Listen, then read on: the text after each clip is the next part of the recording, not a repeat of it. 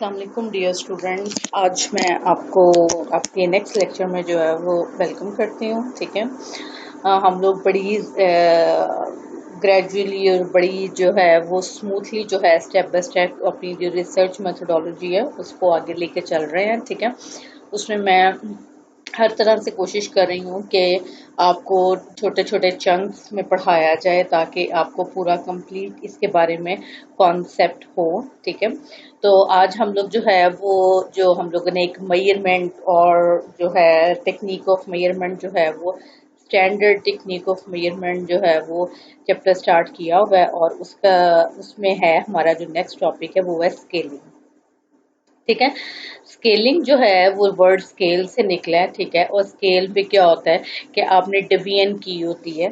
ठीक है, जैसे कि आप देखें कि स्केल में इंचेस के जो है वो मेजरमेंट इंच जो है वो उससे की होती है, सेंटीमीटर और मिलीमीटर की होती है। ठीक है, बिल्कुल ही उसी तरह से जो है जब हमारे पास कोई हम रिसर्च कर रहे होते हैं, हमारे पास जब बहुत ज़्यादा डाटा होता है। ठीक है, तो हमने उस डाटा को ज़ाहिर है किसी स्केल के अकॉर्डिंग जो है वो एंटर करना होता है। ठीक है, तो वो जो स्केल प्रिपेयर करना होता है उसको बेसिकली स्केलिंग कहा जाता है। ठीक है, अब ये बड़ा इम्पोर्टेंट है।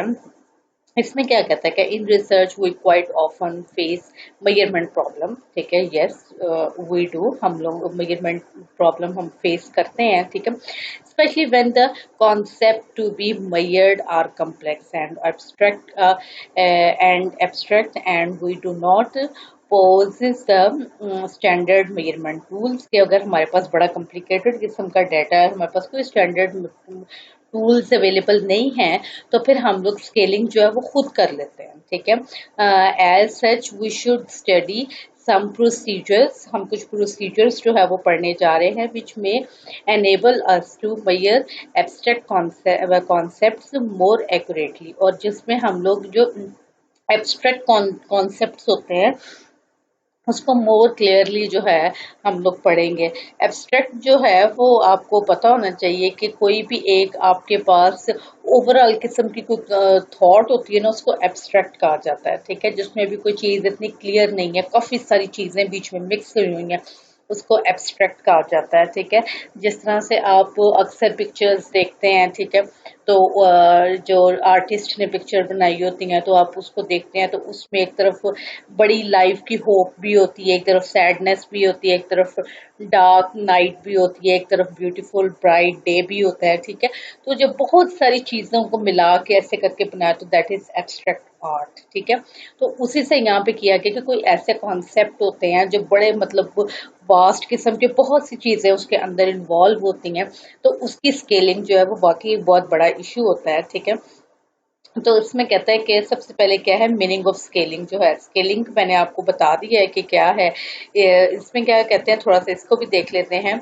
It may be start here that the scaling is continuum. ठीक है, consisting of the highest point, ठीक है, and the lowest point with several intermediate points between these two extreme points। हाँ बिल्कुल ऐसे ही है कि जब हम कोई स्केल बनाते हैं तो उसमें क्या होता है, एक हाईएस्ट पॉइंट होता है, एक लोएस्ट पॉइंट होता है, और उसके फिर बीच में आप डिफरेंट इंटरवल्स के साथ जो है वो पॉइंट्स बनाते हैं। ठीक है, और वो आपकी जो है वो स्केलिंग होती है।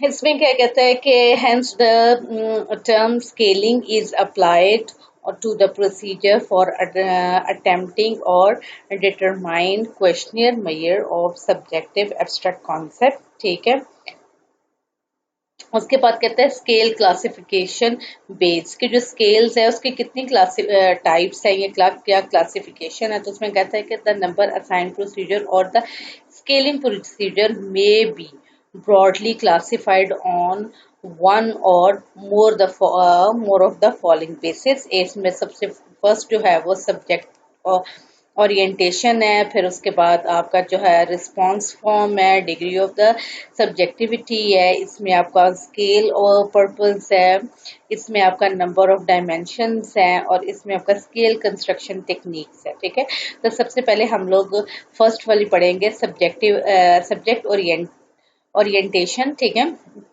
ये बड़ी इजी सी हैं, इसको मैं जस्ट क्विकली पढ़ूंगी क्योंकि ये बड़ी इजी सी हैं और आपने पहले इतनी सारी स्केलिंग और सब कुछ पढ़ लिया है और ये उसी से मिलती जुलती ही चीजें आगे आ रही हैं। ठीक है, कहता है कि under it a scale may be designed to measure characteristics of the respondent. ठीक है, इसमें क्या होता है कि आपका स्केल आप डिजाइन करते हैं जिसमें आप जो रिस्पोंडेंट है उसके तमाम तरह करेक्टरिस्टिक्स जो है उसको बीच में इन्वॉल्व करते हैं, who completes it or to judge the stimulus object which is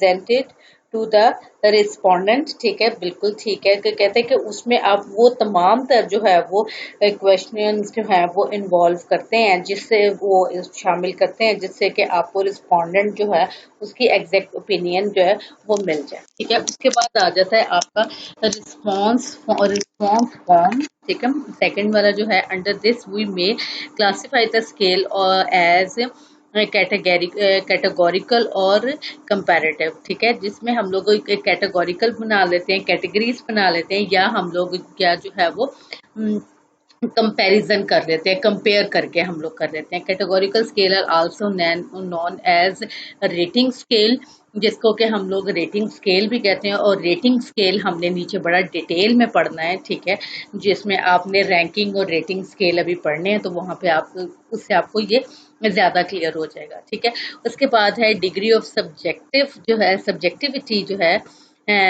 with this basis the scale data may be based on whether we measure subjective personal preference or simply make non preference judgment। ठीक है, जिसमें हम क्या कहते हैं कि with the basis of the scale data may be based on the whether we measure subjective personal preference के हम लोगों ने कोई सब्जेक्टिव कोई रखा है और उसके बेसिस पे हम लोग पर्सनल प्रेफरेंसेस जो है वो उसको देख रहे हैं। ठीक है, और simply making known preference judgement, और जो जजमेंट जो है प्रेफरेबल नहीं है उनको साथ देख रहे हैं। ठीक है, उसके बाद आ जाता है इसमें स्केल प्रॉपर्टीज जो है।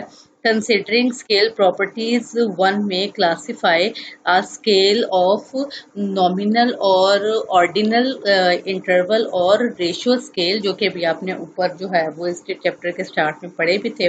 उसके बाद है नंबर ऑफ डायमेंशन जो है, इसमें है कि आपके in respect of this basis the scale can be classified as unidimensional और multidimensional scale। ठीक है, यूजुअली जितनी भी आपकी जो बड़ी सिंपल किस्म की जो स्टडीज होती हैं वो ये जो ऊपर वाले 4 स्केल हैं उनके उसमें वो वाली मेथोडोलॉजी जो है वो अप्लाई की जाती है।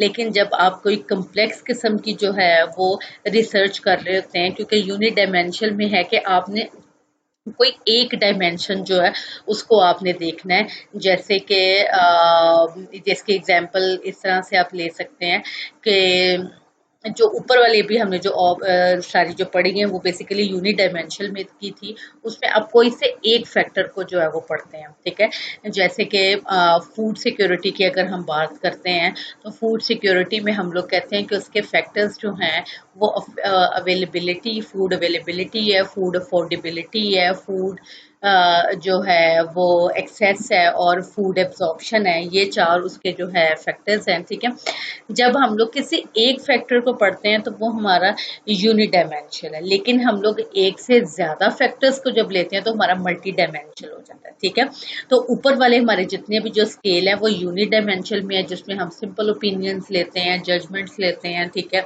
और उसको हम लोग कंपैरिजन करते हैं, समटाइम कंपैरिजन कर लेते हैं, समटाइम रेटिंग कर लेते हैं। ठीक है, लेकिन जो ये है ये मल्टी डायमेंशनल है और यूजुअली जो बड़ी कम्प्लेक्स किस्म की जो आपकी जो रिसर्च होती है वो मल्टी डायमेंशनल पे ही होती है। ठीक है, स्पेशली जो आपकी पीएचडी लेवल की रिसर्च होती है वो मल्टी डायमेंशनल पे होती है, और जो आपके एमफिल की होती है या एमएससी की होती है वो सॉर्ट ऑफ जो है वो यूनि डायमेंशनल पे होती है। ठीक है, उसके बाद आ जाता है कि स्केल कंस्ट्रक्शन टेक्निक, ये फिर आपका लास्ट वन है। इसमें क्या कहता है कि following are the 5 main techniques by which scale can be develop, ठीक है। इसमें आर्बिट्रेरी अप्रोच है, इसमें कंसेंसस अप्रोच है, इसमें आइटम एनालिसिस अप्रोच है, और इसमें कमुलेटिव अप्रोच है, ठीक है। और उसमें फिर लास्ट वन इसमें है फैक्टर स्केल्स है, ठीक है। तो ये पांचों जो है इसको बड़ी डिटेल में आगे पढ़ेंगे, ठीक है। तो वो यहाँ पे जो है पढ़ने की इसको इतनी कोई जरूरत नहीं है, आगे डिटेल में हमने इनको पढ़ना है, ठीक है। उसके बाद आ जाता है इम्पोर्टेंट स्केलिंग टेक्निक, ठीक है। इम्पोर्टेंट स्केलिंग टेक्निक जो है ना, कि भाई स्केल करने की क्या टेक्निक है, तो उसमें सबसे पहले आ जाता है रेटिंग, जो कि अभी ऊपर भी डिस्कस हुआ था, लफ्ज आया था ये rating. The rating scale involve a qualitative description of the limited number of aspects of the thing or of trips of the person, ठीक है। इसमें आप क्या करते हैं कि रेटिंग कर लेते हैं लोगों की। ये बेसिकली जो है वो क्वालिटेटिव जो है वो रिसर्च, सॉर्ट ऑफ रिसर्च वो होती है। इसमें आप लोगों से वो जो है वो रेटिंग करते हैं, उनको बताते हैं अच्छा ये बताएं कि ये चीज़ आपको लाइक के डिसलाइक कब करते हैं इसको, ठीक है। ये आप दो ऑप्शन दे के उनकी जो है वो ओपिनियन ले लेते हैं, ठीक है। या आप कहते हैं कि अच्छा चलो बताओ कि ये वाला जो ड्रेस है, ठीक है, इसको तुम क्या रेटिंग देते हो। तो उसमें आप क्या आते हैं कि एवरेज आप जो है बिलो एवरेज देते हैं, अबव एवरेज देते हैं, या आप एवरेज देते हैं, ठीक है। ये सॉर्ट ऑफ रेटिंग स्केल है।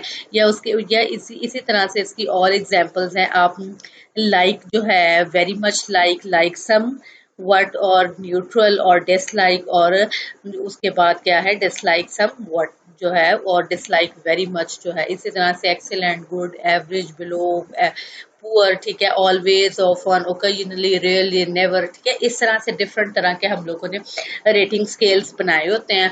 और हम लोग कोई भी जो है रिसर्च करते हैं तो हम लोग उसमें इस तरह से लोगों की ओपिनियन जो है वो ले लेते हैं, ठीक है। अब इसमें कहता है कि ग्राफिकल रेटिंग स्केल जो है, ग्राफिकल रेटिंग स्केल क्या होता है कि ऐसे करके जो है मैंने ये पांचों जो है वो ऑप्शन लिखी हुई हैं, ठीक है। और हर ऑप्शन के आगे मैंने छोटे छोटे से बॉक्स बनाए हुए हैं, और आपने जिस ऑप्शन को क्लिक करना है तो आप उसको ऐसे टिक लगा देंगे, ठीक है। तो ये आ जाती है आपकी ग्राफिकल जो है रेटिंग आ जाती है, कि वो आपने टिक क्रॉस करके कर दिया और मुझे पता चल गया कि आपने क्या ऑप्शन जो है वो सिलेक्ट की है, ठीक है। और ये देखें कि इसको इस तरह से जो है उसने एक्सप्लेन भी किया है, how do you like the product, कि ये प्रोडक्ट आपको कितनी पसंद है। तो इसमें क्या है, like very much, like somewhat, neutral, और डिसलाइक समवट, और डिसलाइक वेरी मच, ठीक है। जिससे कि आप अपनी जो है वो ओपिनियन जो है वो रिकॉर्ड करवा सकते हैं। उसके बाद फिर इसी में जो सेकंड ऑप्शन है वो है द आइटमाइज्ड रेटिंग स्केल, ठीक है। अब ये आइटमाइज्ड रेटिंग स्केल में क्या होता है कि present a series of statement for which a respondent select one as best reflecting his evaluation. उसमें क्या होता है कि आपको डिफरेंट इलिस्ट्रेशन जो है, डिफरेंट आपको स्टेटमेंट्स दे दी जाती हैं, ठीक है। और आपको कहते हैं कि अच्छा चलेंगे सारी स्टेटमेंट्स पढ़ें और बताएं कि इसमें से कौन सी वाली स्टेटमेंट जो है वो आपकी ओपिनियन के ज़्यादा क्लोज है। तो जो वाली स्टेटमेंट आपकी ओपिनियन के क्लोज होती है उस स्टेटमेंट को आप क्लिक कर लेते हैं। इसमें जर्नली वो लाइक, डिसलाइक, और एवरेज, पुअर, ब्लो, ये वाली वो नहीं जो है वो स्केल नहीं बताता है, बल्कि वो इलिस्ट्रेशन बना देता है और कहता है कि इनको बड़ा केयरफुली रीड करें और इसमें से मुझे बताएं कि कौन सी वाली स्टेटमेंट आपकी ओपिनियन को बहुत ज़्यादा सपोर्ट करती है, ठीक है। तो फिर इसमें कहता है कि the chief merit of this type of the scale is that it provide more information and meaning to the rater and thereby increase the reliability. अब इस तरह से जो है आपकी रिसर्च की जो रिलायबिलिटी है वो ज़्यादा हो जाती है, क्योंकि जस्ट लाइक, डिसलाइक कहने में और average, below average, above average कहने से आपको सही तरीके से उस प्रोडक्ट की ओपिनियन नहीं पता चलती है। जबकि आप बेस्ट सूट कोई जो है 5-4 स्टेटमेंट्स जो है वो लिखते हैं और फिर कहते हैं कि इसमें से कोई स्टेटमेंट सेलेक्ट करें जो कि फिर आपको इस प्रोडक्ट के बारे में ज़्यादा क्लियर इंफॉर्मेशन देती है, ठीक है। अच्छा जी, फिर इसमें कहते हैं but their value for measurement purpose depend upon the assumption that the respondent can and do more good judgement. कहते हैं कि इसमें जो है आप ज़्यादा बेहतर तरीके से जो है अपनी जजमेंट दे सकते हैं if the respondent are not very careful while rating error may occur. कहते हैं कि इसमें एरर आने के चांसेस बहुत ज़्यादा हैं क्योंकि जाहिर है अगर रिस्पोंडेंट केयरफुली नहीं आंसर करेगा तो आपका जो है वो एरर आ जाएगा, मिस्टेक हो जाएगी। ठीक है, अब उसमें कहता है कि इसमें एरर किस तरह के होते हैं। एक तो इसमें एरर होता है एरर ऑफ लीनियंसी, कि आप बड़े लीनियंट रहते हैं ना, कहते हैं कि मैं बहुत ज़्यादा डिसलाइक वाली ऑप्शंस को सिलेक्ट करते हैं ना बहुत ज़्यादा एक्सट्रीमली रिकमेंडेड या लाइक वाली एक्सेलेंट जो ओपिनियन है उसको आप सिलेक्ट करते हैं। तो आप बड़ा मीडिया मीडियोकर सा जो लीनियंट सा बिहेवियर जो है ना वो शो करते हैं, जिसकी वजह से जो है वो रिसर्च में एरर आने के चांसेस हैं। फिर कहते हैं कि error of central tendency, sometime आप बड़े सेंट्रल में रहते हैं, बड़े जो है वो इस तरह से रहते हैं कि भाई बस ठीक है, मुनासिब से ज़्यादा हार्श किस्म की ओपिनियन ना दी जाए जिससे कि जो है एक बड़ा गलत किस्म का जो है वो इम्पैक्ट आए। ठीक है, फिर उसका एरर ऑफ हेलो इफेक्ट और सिस्टमेटिकल बायस, समटाइम आप सिस्टमेटिकली बायस होते हैं कि मैं उस प्रोडक्ट जो है उसको वैसे ही मैं जो है वो पर्सनली तौर पे डिसलाइक करती हूँ। ठीक है, तो मैं उसके जो भी सारे उसके इवन एडवांटेजेस भी हैं मैं उसको भी रॉन्ग कर दूंगी क्योंकि मैं बायस्ड हूँ, मुझे ये चीज़ नहीं अच्छी लगती है। ठीक है, जिसकी वजह से मुझे उसकी गुड क्वालिटीज़ जो है वो भी जो है वो अपील नहीं करेंगी। ठीक है, इस किस्म के एरर की वजह से ये वाली जो स्केलिंग है इसमें कुछ इश्यूज आ जाते हैं।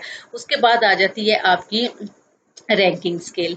रैंकिंग स्केल में क्या होता है कि आप जो है वो अपने जो है अंडर रैंकिंग स्केल और comparative scale we make relative judgement against the other similar objects, and the respondent under this method directly compare two or more objects and make choice among them। ठीक है, there are two generally used approaches of ranking scale। ठीक है, अब वो कहते हैं कि इसमें आप क्या करते हैं कि जो है आप रैंकिंग कर लेते हैं। ठीक है, और उसमें आप जो है वो कर लेते हैं कि अच्छा ये मेरी जो है जो ये वाली जो मेरी जो जजमेंट है। ठीक है, वो इस सब्जेक्ट जो है उसको उसके साथ रिलेट है और इस मेरे जो ऑब्जेक्टिव है उसके साथ रिलेट नहीं कर रही है। ठीक है, इसकी ज़्यादा मोर डिटेल जो है ये इसकी टाइप्स में आपको पता चल जाएगा। इसमें इसकी फर्स्ट में है मेथड ऑफ पेयर्ड। ठीक है, कि जो हम लोग कंपेयर करके जो है उसका कंपैरिजन करेंगे। तो सबसे पहले कहता है कि वो जो कंपेयर करने की बात उसने ऊपर की है कि हम कोई जो है कंपैरेटिव स्केल करते हैं, कंपेयर करते हैं। तो कंपेयर में कहता है कि हम दो दो का पेयर बना लेते हैं। ठीक है, जो हमारे पास जो जितनी भी जो जजमेंट्स हैं उनका हम लोग दो दो का पेयर बना लेंगे। ठीक है, और फिर हम लोग लोगों के पास वो पेयर्स लेके जाएंगे और बताएंगे कि अच्छा आप हमसे कोई भी एक पेयर आप सेलेक्ट करें। ठीक है, जिससे कि हम लोगों के पास जो है सही उनकी जो है ओपिनियन आएगी। ठीक है, क्योंकि अगर सिंपली अगर हम इनको ऐसे कह देते हैं तो वो बड़ी एक केयरलेस तरीके से आंसर करेंगे, या वो बिल्कुल जो है सेंट्रल टेंडेंसी वाले जो एवरेज एवरेज है वो दे देंगे, या समटाइम वो बायस्ड हो जाएंगे। लेकिन अगर हम कंपेयरिंग वाली जो मेथड है उसको अडॉप्ट करते हैं तो ये बड़ा कॉम्प्लिकेटेड हो जाएगा। इसमें जो रिस्पोंडेंट है उसको थोड़ा सा ब्रेन यूज करके अपनी ओपिनियन जो है वो देनी होगी। ठीक है, under it the respondent can express his attitude by making a choice between two object. ठीक है, अब इसमें है कि उसने तो दो ऑब्जेक्ट्स जो है उसके बीच में उसने कंपैरिजन करके करना है by say between a new flavour of soft drink. Let's say कोई new flavour of soft drink है। ठीक है, and an established brand of drink, कोई भी एस्टेब्लिश्ड ब्रांड ऑलरेडी वो ब्रांड मार्केट में एग्जिस्ट है। ठीक है, उसका वो ड्रिंक है। When there are more than two stimulate or to judge, and the number of the judgment required in the paired comparison, ठीक है, is given by the formula। अब हम लोगों के पास जो है जो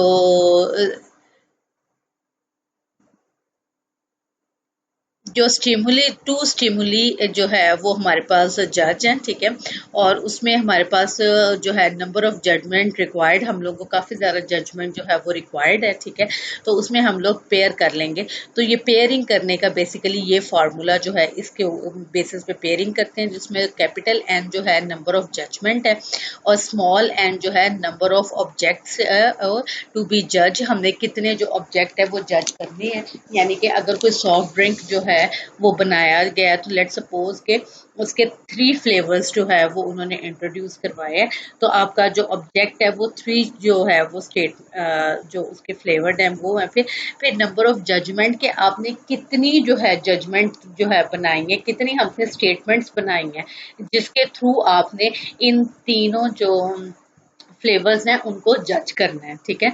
तो इससे हम लोग जो है वो ये वाले जो है फॉर्मूले से हम लोगों के पास आ जाएगा कि कितने नंबर ऑफ पेयर्स हम लोग जो है वो बनाएंगे, और फिर उन पेयर्स नंबर ऑफ पेयर्स के थ्रू जो है हम लोग अपनी जो है रिसर्च जो है वो उसको मजीद आगे लेके जाएंगे, ठीक है। इसमें कहते हैं कि it should be remembered that pair comparison provide ordinal but the same may be converted into the interval scale. कहते हैं कि हमें आती तो ऑर्डिनल स्केल में भी इसका डाटा आता है, लेकिन हम इसको इंटरवल स्केल में भी जो है वो कन्वर्ट कर देते हैं, ठीक है, by the method of law of comparative judgement, जो कि मेथड हमारे पास लॉ ऑफ कंपैरेटिव जजमेंट है, ठीक है। उसके अलावा एक और साइकोलॉजी का एक साइकोलॉजिकल मेथड है, ठीक है। ज़्यादातर जो साइकेट्रिस्ट जो हैं उन्होंने अपने जो रिसर्च है, ठीक है, उसमें जो वो लोगों की ओपिनियन जो है वो लेते हैं और उसको जो एनालिसिस करते हैं, तो वो कंपोसाइट स्टैंडर्ड मेथड जो है उसको फॉलो करते हैं, ठीक है। तो सबसे पहले हम लोग लॉ ऑफ कंपैरेटिव जजमेंट जो है वो देखेंगे। लॉ ऑफ कंपैरेटिव जजमेंट में ये देखें कि ये सजेशंस है आपके पास ए बी सी डी, आपके पास जो है वो 4 सजेशंस है, ठीक है। इसमें क्या है कि respondent pattern of the 100 members हैं, paired comparison of the 4 suggestions, और ये 4 सजेशंस है for union bargaining proposal properties, ठीक है, जिसमें आपने यूनियन के साथ कोई जो है वो बार्गेन करनी है, ठीक है। उसमें क्या है कि जो रिस्पोंडेंट हैं, ठीक है, उन्होंने यहाँ पे हम लोग की इधर हम लोगों के जो है ये आ गए हैं सजेशंस आ गई हैं, और यहाँ पे हम लोगों के ए बी सी डी आ गए हैं कि कितने जो लोगों ने जो है वो सिलेक्ट किया। अब ये टेबल जो है उसमें कैसे है कि फर्स्ट जो है वो तो न्यूट्रल जाएगा, क्योंकि फर्स्ट के पीछे बेस पे कुछ है ही नहीं है।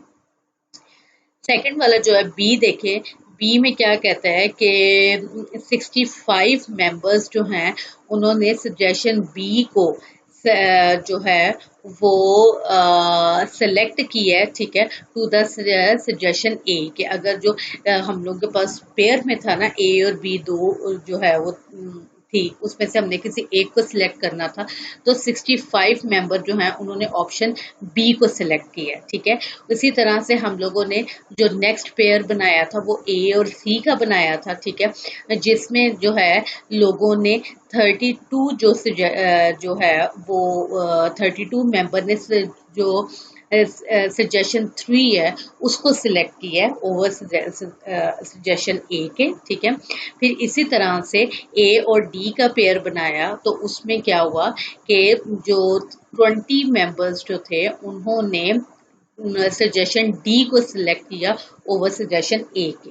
इसी तरह से बी ए बी बी तो जाहिर है नल हो जाएगा, B C B D pairs बनाए, और उसमें देखा कि जो मेंबर्स हैं उन्होंने किस तरह से एक के बदले उसने दूसरे जो है सजेशन उसको कितनी रेटिंग दी। तो ये हमारे पास कंपैरिजन आ जाएगा, ठीक है। उसमें फिर हम इन सब के जो है जो जो लोगों ने ओपिनियन दी होगी उन सब ओपिनियन को हम लोग जो टोटल कर लेंगे, और जिस सजेशन को लोगों ने सबसे ज़्यादा रिकमेंड किया गया होगा वो हमारी रिसर्च में जो है ना आपका आ जाएगा कि जो रिकमेंडेड सजेशन है वो सजेशन नंबर सी है, इसको सबसे ज़्यादा लोगों ने पसंद किया, ठीक है। और सबसे ज़्यादा लो में आपके जो है वो मार्क्स आए हैं सजेशन डी के, तो सजेशन डी जो है उसको सबसे ज्यादा लोगों ने डिसलाइक किया। ठीक है, इस तरह से जो है वो आप अपने जो है वो लोगों की जो ओपिनियन है उसको फिर आप एक्सप्लेन करते हैं। नेक्स्ट मेथड आ गया। नेक्स्ट मेथड में जो ना ये जो है फार्मूला जो है वो ऑलरेडी ड्राइव किया हुआ है और कहते हैं कि इस फार्मूले में वैल्यू पुट करके जो है वो ये ऐसे करके एक टेबल डेवलप कर देते हैं। ठीक है, इस टेबल में भी ये सजेशन 2 है, सजेशन 3 है, सजेशन 1 है, सजेशन 4 है। ठीक है, और इसमें जो है उन लोगों ने इस जो फार्मूला है उसमें वैल्यू पुट करके तो वो आंसर्स यहाँ पे लिखे हुए हैं। ठीक है, by the following of the composite standard method, we can develop an interval scale for the from the paired comparison and ordinal data given in the above table. अब इसमें क्या होता है कि आपके पास ये इस तरह से आप यहाँ पे एक स्केल बना लेते हैं। ठीक है, अब ये स्केल जो है ये 0 से स्टार्ट हो रहा है, तो सबसे लोएस्ट वैल्यू जो है वो कौन सी है आपकी? सबसे लोएस्ट वैल्यू आपकी जनाब इधर से देखें वो आपकी है ओपिनियन डी है। ठीक है, तो ओपिनियन डी जो है उसको आप लोग ये 0 से ओपिनियन डी लिख देंगे। ठीक है, फिर उससे ज्यादा ओपिनियन बी है, फिर उससे आगे ओपिनियन ए है, फिर उसके आगे ओपिनियन सी है। इस तरह से आप जो है वो स्केल बना लेंगे। ठीक है, और फिर उसके बाद आप लोगों की जो ओपिनियन है उसको इस स्केल के अकॉर्डिंग जो है वो पुट करके तो आप अपने जो है वो रिजल्ट एक्सप्लेन करते जाएंगे। ठीक है, इसकी सारी डिटेल प्रोसीजर की वो लिखी हुई है। ये बड़ा मुश्किल है कि मैं वर्ड बाय वर्ड सारी चीज़ों को एक्सप्लेन करूं। ठीक है, मैं जनरली आपको मेथड्स जो हैं उनको बता रही हूँ। इन सबको जो है वो पढ़ना याद करना आपकी रिस्पॉन्सिबिलिटी है। ठीक है, उसके बाद है मेथड ऑफ रैंक ऑर्डर। ठीक है, अब हमारे पास एक आ गया मेथड ऑफ रैंक ऑर्डर के हम लोगों ने रैंकिंग कर देनी है। ठीक है, अब ये जो रैंकिंग कर देनी है सबसे इजी है कि जनाब मेरे पास 10 चीज़ें हैं। ठीक है, आप लोगों ने मुझे 10 स्टेटमेंट दी है और मैंने उस स्टेटमेंट को रैंक कर दिया है कि नंबर 1 पे मेरे अकॉर्डिंग कि ये स्टेटमेंट है, नंबर 2 पे ये है, नंबर 3 पे ये है, नंबर 4 सो ऑन, ऐसे मैंने 10 तक जो है वो रैंकिंग कर दी है। Under this method of comparative scale the respondent are asked to rank their choice, यानी कि उसको कहा जाता है कि अपनी चॉइस को रैंक कर दो। This method is easier faster than method of the paired comparison stated above। कहते हैं कि ये मेथड जो ये सबसे ईजियर है, सबसे फास्टर है और इसमें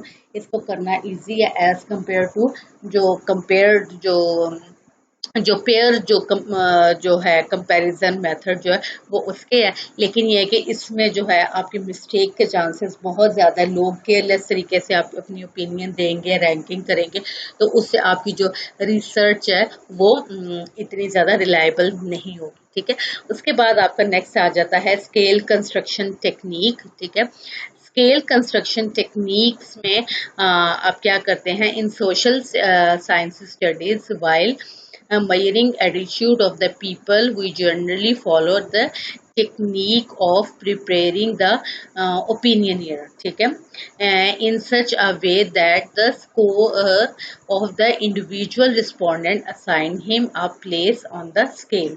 पहले एक तो हम लोगों का होता है ना क्वेश्चनर।